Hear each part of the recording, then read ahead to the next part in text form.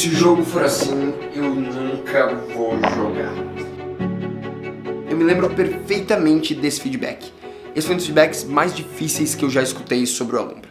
Mas essa fala também me ensinou uma das maiores lições que eu poderia aprender sobre game design. Para entender um pouco melhor a situação que eu escutei esse feedback, eu preciso te dar um pouco de contexto. Eu era um jogador altamente competitivo, vivendo numa cidade longe dos meus amigos que jogavam. Bom, eu até tinha amigos que jogavam, que curtiam jogar, mas eles não tinham esse fogo de competição, eles não gostavam tanto dessa disputa, de ficar jogando contra o outro, se provando melhor do que o outro. Eles gostavam de jogos um pouco mais leves, um pouco mais tranquilos. Então, mesmo quando eu conseguia jogar, eu não conseguia jogar os jogos competitivos, porque os jogos competitivos eles têm um problema. Os jogos competitivos, eles são tão divertidos quanto o desafio que tu tá tendo enquanto tu joga. Então eu tive a ideia que todo mundo tem. E se eu criasse meu próprio jogo? Eu decidi que eu ia criar um jogo competitivo para jogadores casuais. Um jogo que servisse de introdução para os jogos de competição direta. Esses jogos onde um jogador tem que derrotar o outro e é assim que tu consegue a vitória. Um jogo que fosse o jogo de entrada, de introdução para jogos mais complexos como Magic ou Summoner Wars. O objetivo do jogo era criar uma partida, um duelo, onde os dois jogadores pudessem se divertir, não importando se um deles fosse novato e o outro fosse muito experiente. Quem já acompanha o canal já sabe qual é o primeiro passo na criação de um jogo. Definir o Seiya do teu jogo. O Seiya é a visão do teu jogo, onde tu quer que teu jogo chegue. Se tu quer saber um pouco mais sobre o Seiya, é só tu clicar nesse vídeo aqui que eu explico como o Seiya funciona. O Seiya do Alumbra, eu queria que o jogador se sentisse poderoso, vivendo um duelo rápido onde cada decisão importa, focado nos jogadores casuais. Esse foi o Seiya que eu defini para o Alumbra. Tudo no Alumbra existe por causa da visão dele. O jogo só tem 6 ações diferentes, porque isso garante que o jogador nunca vai ter mais que 4 cartas diferentes na mão. Então fica mais fácil de ele computar qual decisão ele quer fazer, porque ele está lidando com menos decisões, né? Não está lidando com as 6, está lidando só com 4, talvez 5 decisões. Porque o jogador casual, para ele, quanto mais opções ele tiver, mais difícil é para ele entender qual é a melhor decisão para ele tomar.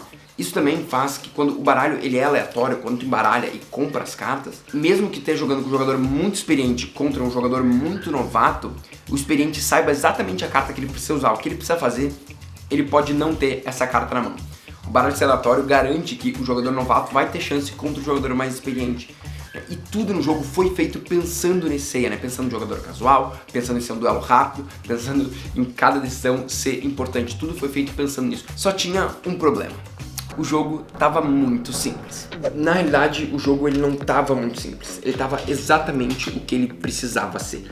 Exatamente o que eu gostaria que ele fosse.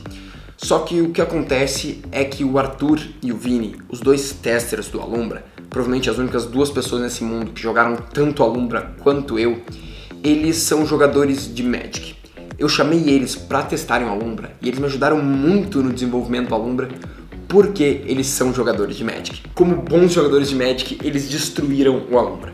Não uma, não 2, mas centenas de vezes. Eles pegavam cada carta do Alumbra, olhavam para ela, olhavam quais eram as vantagens, quais eram as desvantagens, quais eram os bons momentos para usar, quais eram os momentos ruins para usar. Isso foi crucial para o desenvolvimento do Alumbra, porque eles, tendo esse conhecimento específico, eles conhecendo um pouco mais sobre o jogo, um pouco mais sobre estratégia, eles conseguiam enxergar coisas que os jogadores casuais, o público-alvo do Alumbra, não enxergava. Eles conseguiam enxergar estratégias que o público casual não enxergava. Porém, isso era muito importante para o balanceamento do jogo, e eles ajudaram muito nesse processo. Só que o fato de eles serem jogadores de Magic, assim como eu era, fez a gente começar a achar que o jogo era muito simples. E sem dúvidas, o jogo que era muito simples, não tinha nada a ver com o fato que nós éramos as 3 pessoas no planeta que mais jogamos Alumbra na vida, um jogo que foi feito para o público casual, para as pessoas que estão entrando no hobby. Sem dúvida, o jogo era muito simples, não tinha nada a ver com a gente isso. E foi por isso que eu decidi que eu ia adicionar mais uma camada estratégica. E eu decidi criar as relíquias. E isso quase destruiu o Alumbra. As relíquias são uma expansão do Alumbra, onde no começo da partida cada jogador vai escolher 2 poderes entre 4 disponíveis para cada um deles. Esses poderes eles podem usar a qualquer momento da partida e vão mudar bastante a forma como eles jogam. Basicamente adicionando uma camada de assimetria num jogo que normalmente é perfeitamente simétrico. É claro que eles adoraram a expansão. E eu também adorei a expansão. Afinal, ela trazia uma camada estratégica sem adicionar muito mais regras. Tinha uma diferença entre cada um dos decks, tinha uma diferença entre a forma como tu jogava cada partida, independente das cartas que vinham na tua mão, só por causa das relíquias. Então ela estava adicionando muito mais estratégia sem ter muito peso. Eu estava adorando aquilo, e por isso que eu decidi que as relíquias iam fazer parte do jogo base. Todo jogo de Alumbra teriam as relíquias. Desde a primeira partida tu teria que jogar com as relíquias. Então vem comigo. Agora quando eu for ensinar o Alumbra para alguém que nunca jogou, além de ensinar as regras padrões, que eu ensino em 2 minutos, eu vou ter que ensinar a regra das relíquias. Para ensinar essas regras das relíquias, eu vou ter que ensinar todas as relíquias. Eu tenho que perder uns 10 minutos explicando cada uma das relíquias. Explicando como é que elas funcionam, como é que é a regra para as relíquias, como é que é a regra para cada uma das relíquias, como é que tu ativa cada uma, como é que vai usar cada uma dessas relíquias. Aí tu começa a perceber o problema do que eu estava criando e por que eu recebi o feedback que eu recebi. Quando eu falei que as relíquias iam ser um modo de jogo padrão, o tester, que era o jogador casual, o meu jogador casual, ele não curtiu aquilo. Porque para ele, essa decisão das relíquias, ela trazia muito peso. O que o jogador casual curtia no Alumbra é que ele era um jogo rápido e fácil e estratégico. Só que o fato de, antes de começar a partida, tu precisar escolher entre uma série de poderes, qual poder tu quer usar, e isso vai definir como tu vai jogar durante a tua partida, e tu pode usar esse poder a qualquer momento, isso é muito pesado para o jogador casual. Ele falou para mim, ele disse: Tomás, eu não sei o significado dessa decisão. Eu tenho que tomar essa decisão agora, torna um jogo muito mais complexo do que eu gostaria que fosse. Eu gostaria que fosse um jogo rápido e divertido de duelos. Isso aqui tá tirando isso para mim, não tá adicionando estratégia para mim. Para mim tá adicionando problema, complicação. Então, mesmo para o jogador mais experiente sendo incrível, adicionando essa camada de estratégia, para o jogador casual, essa decisão antes do jogo começar, antes de saber o que ela significa, era uma decisão terrível. E olha que louco, o Arthur e o Vini, os jogadores de Magic, eles não são a audiência do Alumbra. Eles nunca foram a audiência do Alumbra. Eu não criei o Alumbra pensando neles, eu não criei o Alumbra pensando num jogador mais experiente, em como agradar esse jogador. Porém, mesmo eles não sendo a audiência do Alumbra, eles eram as pessoas perfeitas para me ajudar no desenvolvimento do jogo, para me ajudar a encontrar o balanceamento do jogo. Porque esse conhecimento que eles tinham sobre Magic, sobre diversos jogos, me ajudou muito a entender quais passos que o jogo tinha que dar para ser um jogo balanceado. Mas eles não estavam me ajudando na direção que eu tinha que tomar com o jogo. E esse que é o detalhe que tem que entender. Que às vezes algumas pessoas, alguns testers vão te ajudar a enxergar algumas coisas e outros vão te ajudar a enxergar outras. Por isso que é importante tu saber qual audiência tu quer suprir, qual audiência tu quer atender. As relíquias para os jogadores experientes faz todo sentido, porque para eles é só mais um pouco de carga cognitiva e o jogo fica muito mais estratégico. Só que para o jogador mais casual, esse pouco de regra a mais faz toda a diferença e torna o jogo muito mais pesado. Se tu já criou e testou teus próprios jogos, eu tenho certeza que já passou por um momento exatamente assim, onde tu recebeu 2 feedbacks completamente opostos. Uma pessoa gostou de algo e outra pessoa detestou essa mesma coisa. E aí, para que lado seguir? Quem tu deve escutar nesse caso? É muito fácil de ficar perdido, de não saber para onde caminhar. E é por isso que tu precisa ter uma visão. Desde o começo da produção do Alumbra, eu tinha uma visão. Eu tinha um lugar onde eu queria chegar com o jogo. Eu queria criar um jogo onde os jogadores se sentissem poderosos, um duelo rápido, em que cada decisão importa, focado no público casual de pessoas que estão entrando no hobby. Essa era a visão do Alumbra, construí o Alumbra em cima dessa visão. Tudo que eu fiz até esse momento era em cima dessa decisão, dessa visão. E quando eu lembrei disso, ficou fácil de tomar a decisão. Porque eu lembrei que eu tinha uma audiência em mente durante todo o processo. Agora era só eu seguir respeitando essa audiência. Porque para o público casual, as relíquias não faziam sentido. O jogador que estava começando, ele não queria as relíquias. As relíquias, elas traziam uma camada de peso a mais que não agregava em nada para o jogador casual. Aí foi muito fácil de cortar as relíquias do jogo. E esse é o maior erro de quem está criando jogos. Não definir uma visão, não definir onde tu quer chegar com o teu jogo.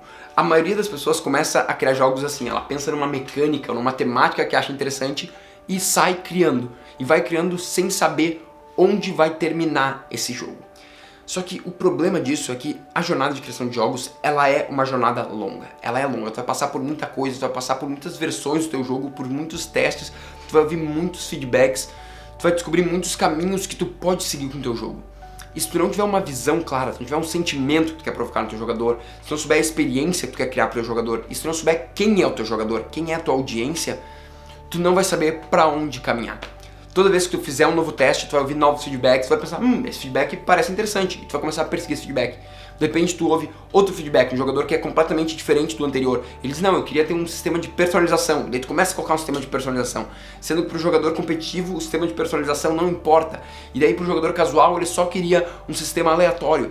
E tu não vai prestando atenção nos feedbacks que tu tá ouvindo, tu não vai saber qual feedback é importante, qual feedback que realmente tá te ajudando a chegar onde tu quer chegar.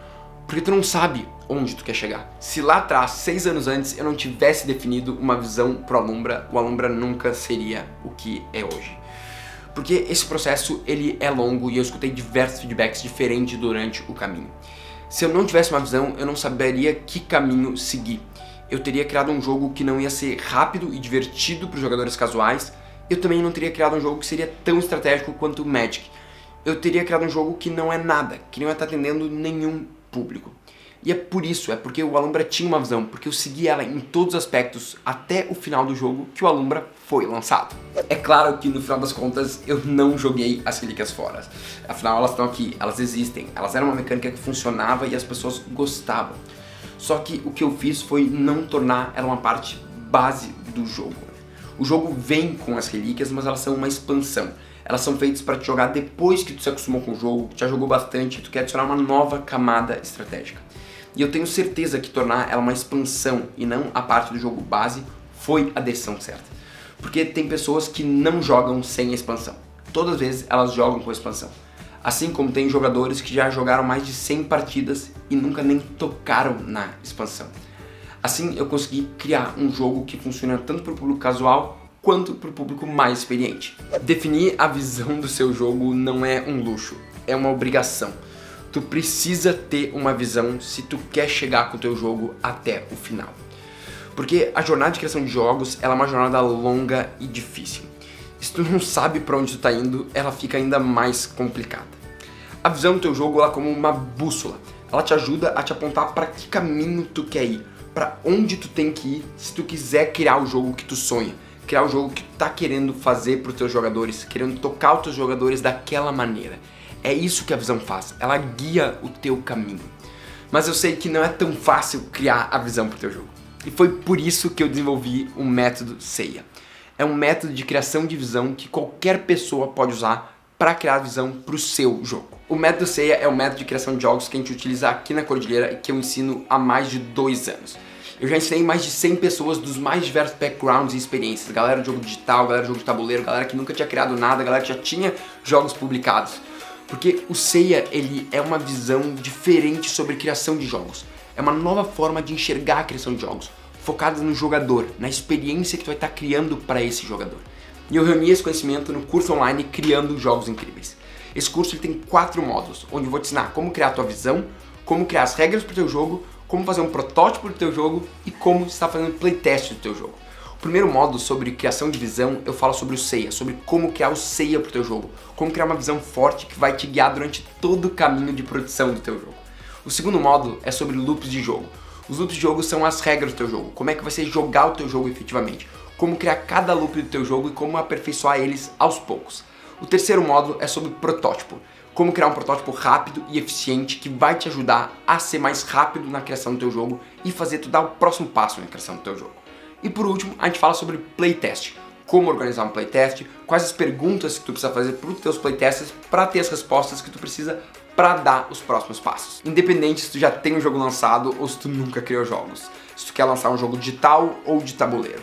Esse curso vai te ajudar a levar a criação de jogos para o próximo nível, porque ele é uma forma diferente de enxergar a criação de jogos. Se tu quiser saber mais sobre o curso, é só clicar no link aqui de baixo ou mandar uma pergunta pra gente aqui nos comentários. Eu espero que a minha história tenha te inspirado a entender a importância de ter uma visão, de saber onde tu quer chegar com o teu jogo. Porque eu tenho certeza que se tu tiver uma visão forte, tu vai ser capaz de criar um jogo único. Se tu é novo aqui no canal, toda terça-feira ao meio-dia a gente lança vídeo novo falando sobre game design e criação de jogos. Então não esquece de se inscrever no canal e ativar o sininho para não perder nenhum. Nessa playlist aqui a gente separou todas as nossas dicas sobre como criar o seu próprio jogo. Se não, tu pode curtir esse vídeo aqui. Não esquece de curtir o vídeo e deixar um comentário sobre o que tu achou desse vídeo. E até o próximo vídeo, continue criando jogos incríveis!